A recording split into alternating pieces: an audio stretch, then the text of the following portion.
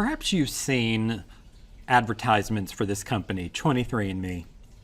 So what's this about? Well, I actually had it done.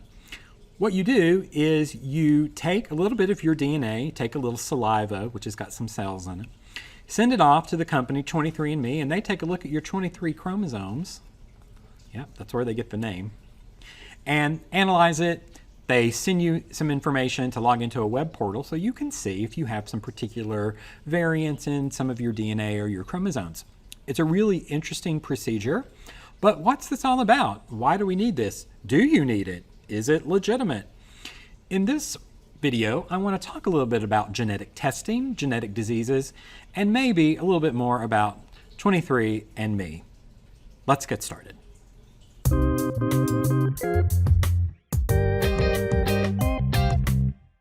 So when we're talking about genetics and genetic analysis, one very commonly used tool is something called a pedigree analysis. When you think of pedigree, maybe you think of like dogs and tracing their lineage, but pedigrees are used for human genetics as well. So a pedigree analysis will reveal some sort of Mendelian patterns in human inheritance. It's sort of like a family tree. So I'm going to start with a very common trait that we talk about a lot, something called the widow's peak. So this is actor Gary Cooper, and I chose this picture because he has a very pronounced widow's peak. This is actually a genetic trait. In fact, it is a dominant genetic trait. And how do we see this? How do we see this in sort of a graph form or a pedigree analysis form? So for example, this is a pedigree. And how this works is when you see a square, typically that means we're talking about a male. When you see a circle, that's typically a female. If it's shaded in, like you see this one here, that means you have the trait. If it's not shaded in like there, you don't have the trait. So if this is a pedigree analysis for widow's peak,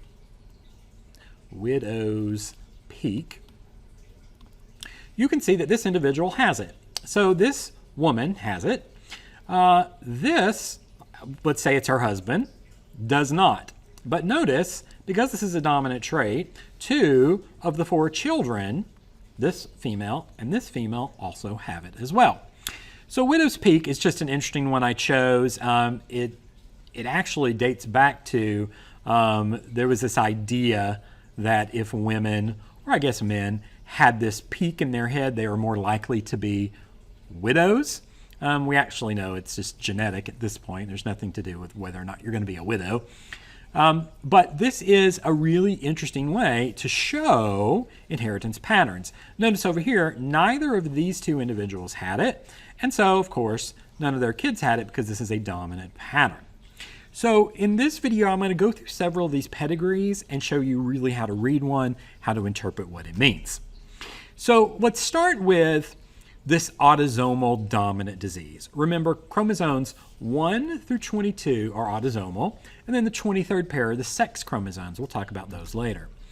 So if we want to talk about an autosomal dominant disease or an autosomal dominant trait, doesn't have to necessarily be a disease, this is sort of the pattern that we follow. So notice here, unaffected parent has both recessive. So we're going to use, let's use the letter A. So if you are A, and that's going to talk, we're going to say that this is the trait we're looking at. So an unaffected parent, this would obviously be homozygous recessive. But notice this affected parent, because this is a dominant disease, they've got one big A, one little a. That's the mutated gene that causes the trait. Maybe it's a widow's peak we're talking about, or maybe it's some other disease. Now notice, this parent has a widow's peak. Some of their children might get that dominant gene as well, right? They'd have to get then the recessive from mother. These children are getting both recessives from mother, let's say, and then the other recessive from a parent. So an autosomal dominant disease, if just one parent has it, that means some of the kids are likely to have it, but not all necessarily, as long as the other partner is recessive or homozygous recessive. So that's an autosomal dominant way to look at it. Autosomal recessive diseases are a little more complicated. So the diseases that are autosomal recessive are recessive because the allele, that's recessive, codes for either a malfunctioning protein or no protein at all, so you don't see the trait. And heterozygotes are what we call carriers of these diseases. So since it's recessive, you've got to get both recessive alleles to have the disease or the trait, right? But a heterozygote, one dominant, one recessive, they have one dominant, so they don't have the disease or the trait, but they are still carrying a copy of it that they could pass on to the next generation. So carriers have a normal phenotype. We call them a carrier because they carry one copy of the recessive gene. They have a normal phenotype, but their children could actually have the disease. So this is the situation we often see play out. And this plays out a lot with something like cystic fibrosis. So let's use a C to talk about cystic fibrosis. If you're a carrier parent, you've got one big C and one little c, right? You're heterozygous. You don't have the disease cystic fibrosis, which I'll go to more about that disease in a moment. But you're carrying the disease. So this parent here can give the big C or the little c. If they give the little c, and this parent over here gives the recessive little c, notice you have a child that has both little c's or both homozygous recessive. So this is a child with the disease or the trait we're talking about. Some of the children might get one of the other, right? A big and a little.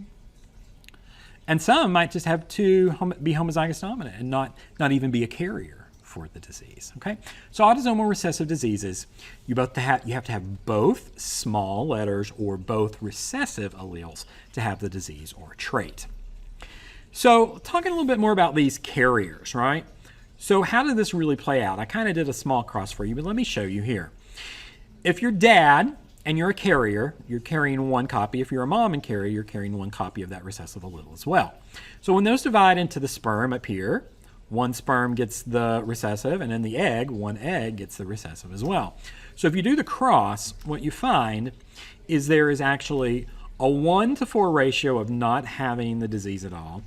There's a 2 out of 4, or a 1 out of 2 chance of being a carrier. These two in the center are carriers. And then there's a 1 in 4 chance of actually having the recessive disease.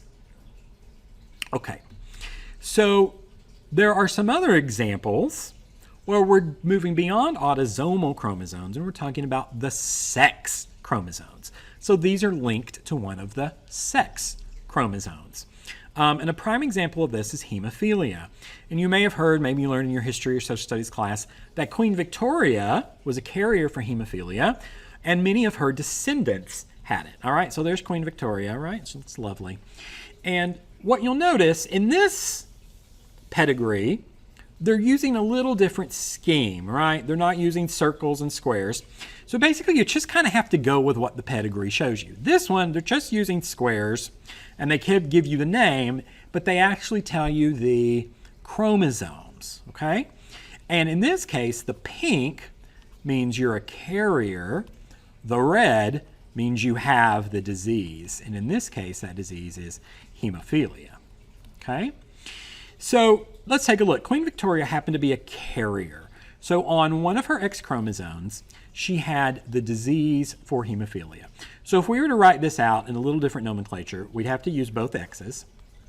One of the X's would be the dominant for hemophilia, one would be the recessive. This recessive, because this is a recessive blood clotting disorder, this is the carrier, this is the one that causes the damage. So if you get 2 copies of this small h, or the recessive hemophilia gene or allele, you're going to have the trait. So Queen Victoria was a carrier. She passed that on to Alice, who was a carrier. But look at poor Leopold. Leopold, because he's a male, he got the Y chromosome from Dad Albert, but the X chromosome with the hemophilia, the recessive hemophilia allele, went to him. So what you'll probably notice as you're looking through here, right? notice that these sex-linked, X-linked recessive diseases are often found only in males. And that doesn't make much sense. If it's on the X chromosome, wouldn't you think it'd be in females more? Not necessarily, because remember, if you're a male, you have one X and one Y. So you only have one chance for an X chromosome. And if you get the one with the hemophilia recessive allele, you have the disease. So notice here, Leopold, Frederick, Waldemar, maybe it's Voldemar, I'm not sure how to pronounce that, Henry, Alexei, Rupert, all the people in her, all the descendants of Queen Victoria's that have the disease actually seem to be male in this diagram. Okay, so hemophilia, X-linked recessive disease. So now I want to show you how you can sort of figure out, if you're given a pedigree, how you can figure out what the inheritance pattern is. So we're looking right here, we're starting with 1. They're telling you generation 1, 2, and 3, and this is the pattern. So I see these two parents. This dad has the disease. 3 of the kids have it. Mom didn't. Then one of the kids married or had a baby with someone that didn't have the disease, and they had offspring that had it and some that didn't. This is typical of what we call an autosomal dominant pattern. So if we were to just assign some letters, if they have it and it's autosomal dominant, they're either big A, or big A, right? They've got it. This little a, little a. So we know, since all of these kids have it, they have to be heterozygous, because as a dominant trait, they have the disease. Now, you notice here, this person doesn't have it, so they've got to be little a. Because some of these kids have it, they must have got the big A, the dominant allele, from mom, little a from dad in all these cases, right? So it looks like this is a typical autosomal dominance pattern. If you looked at autosomal recessive, what you can see here is, they have it, so they must be recessive for both, because this is an autosomal recessive trait. Notice this. If both parents had the disease and it's autosomal recessive, that means all the kids have to have it, because there are no other options than only little a's. Now, someone married in, and notice that half of the kids, well, it looks like all the kids are carriers of the disease. This is another way to show a carrier. See that it's half highlighted? So this parent was more than likely this, because all of the kids are this, okay? All right, so I'm going to remove this, and I'm going to erase something, because I got one more that I want to show you for. I'm going to erase some of this stuff here, some of my writing, because sometimes the recessive has a different pattern I want to show you as well. Okay, so I'm going to remove this image, and we're going to put in a new image. So this is also an autosomal recessive. Here's a telltale sign that this is an autosomal recessive. Notice that neither of the parents had it, but some of the kids did, right? So that must mean the parents were carriers and their kids got both of the recessive alleles from the parents. Okay, so let's move to a sex-linked dominant. So if you notice here, dad has the disease, and remember when we're talking about sex-linked, we have to use the chromosomes for the nomenclature. So XY for dad, XX for mom. Because this is a dominant disease, dad must have, let's just use a capital letter A, it's got the disease. That means mom must be both recessive for this. So this child, which is a male, has the Y from dad and one of these from mom. But notice these females here have the disease because they got their X chromosome here from dad that was the dominant. So if you see a sex-linked dominant trait, you're going to more likely see females that have the disease as well. Okay, so let's now look at the last example and this would be a sex-linked recessive disease. And so what we notice in a sex-linked recessive disease, remember we've got to use the X and the Y. So over here we've got two X's. Here we've got an X and a Y. Notice that mom has the disease. So this is a recessive. It's a little more rare in the sex-linked recessive for as many female to have it. As you see here, it's mostly generally males, as we mentioned earlier. But in this case, it looks like mom does have it. So let's use our A's for the deceased. This is a recessive disease, so she's got a little a and a little a. Dad doesn't. He must have the big A. So what we see here is, in this case, this X chromosome must have been from dad, and then the other one's from mom. It's okay, it's still the dominant is making us not have the disease here. But notice in this case, all the males from this mother had it, right? Because you have a Y chromosome. The only option for the X would have come from mom, and that had to be X with the little a, X with the little a, or the recessive A, meaning they have the trait. Okay? So that is sex-linked recessive. One of the big things you'll notice is that in sex-linked recessive, if the mom has the trait, then all the sons have to have the trait. With sex-linked dominant, as you see back over here, then if the dad has the trait and some of the daughters have the trait, it's more likely a dominant trait that you see there. Okay, so back to how I started the whole thing with genetic testing. What if you wanted to know what your genes were, what your chromosomes were? Do you have this particular variant or mutation in your DNA? Well, they actually do lots of different testing. You can see a genetic counselor if you want to have this done. You can do 23andMe like I was talking about. But the more common test that we will see is when you're a fetus, they might do an amniocentesis. And what they're going to do is they're going to look and they're going to take a syringe and they're going to get some of this amniotic fluid that's surrounding the baby.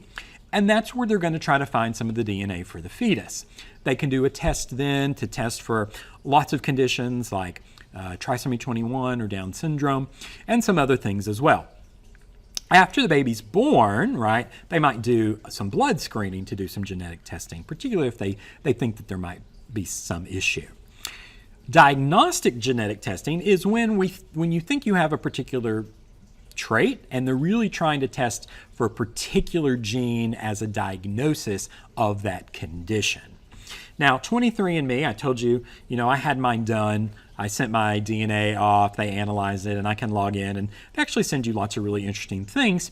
Some of it's maybe a little sketchy. Some of it, I'm not sure that the science is so sound, but some of it's really interesting.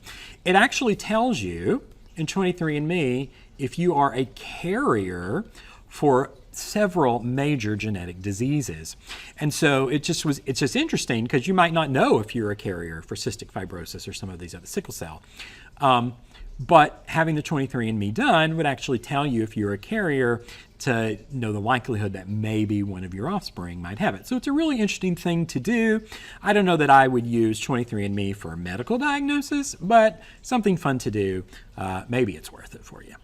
Okay, so now what I want to do is I want to shift and I want to talk about 3 genetic diseases that are common. I just want to move through these so that you can see how genetics can play a role in our health. So one that I've mentioned several times today is cystic fibrosis. And we typically see cystic fibrosis in white people of European descent. And what happens is on chromosome number 7 at location 31.2, there's a mutation in what we call the CFTR gene. And what basically happens is this mutation deletes one of the amino acids in a protein.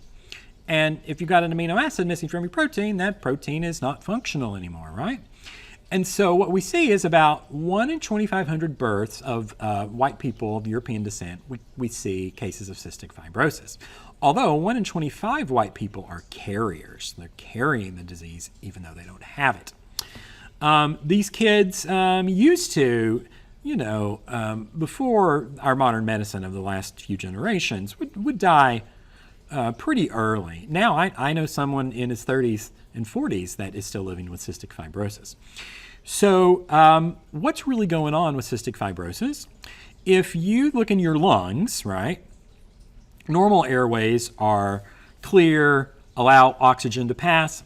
But if you have cystic fibrosis, you develop this thick, sticky mucus in your airways. And it's all about these chlorine moving back and forth in the CFTR channel. And so in a normal lung epithelial cell in your lungs, these chlorine are able to move here, the sodium can move in, maintain the right balances. But if you have a damaged CFTR protein moving these across, you get a buildup of chlorine, which means more water comes in, you get this sort of thick, sticky mucus. So cystic fibrosis is what we would consider to be a recessive, autosomal disease or condition. Another one that you might hear about a lot is Tay-Sachs, and we primarily see Tay-Sachs in Jewish people of Eastern European descent. And this is about every 1 in 3,600 births that have this Tay-Sachs disease. This is a really horrible disease. There's a mutation in the hex-A gene, which is on chromosome 15 at position Q23, right? That's the long arm of the chromosome, position 23. And basically, this mutation means there's a non-functional enzyme at breaking down lipids in your brain cells, right? So if you don't have this enzyme to break down the fat in your brain cells, that fat just builds up. And it can be some pretty serious conditions, right? Here is sort of a molecular diagram of that enzyme. There's a problem with the interactions here between those molecules because of that mutation. And if you were to trace it, people with Tay-Sachs generally don't pass it on because they die before 5 years old, right? So the way these recessive diseases, and this is another autosomal recessive disease, the way these get passed down is through carriers. So if you are a carrier of the disease, you've got one of the little r's, and both parents are carriers, the baby has a 1 in 4 chance of actually having the disease, having cystic fibrosis. You want 2 of your 4 children would be carriers, 1 would not have the recessive allele at all. So that's Tay-Sachs. The last one I want to talk about is sickle cell anemia. You've probably heard a little more about this. This impacts about 1 in every 400 African Americans. This is also an autosomal recessive disease. And what we see is that on the short end, the P side of the chromosome, number 11, at position 15.5, there is a substitution of an amino acid in the hemoglobin. And you may remember hemoglobin carries oxygen.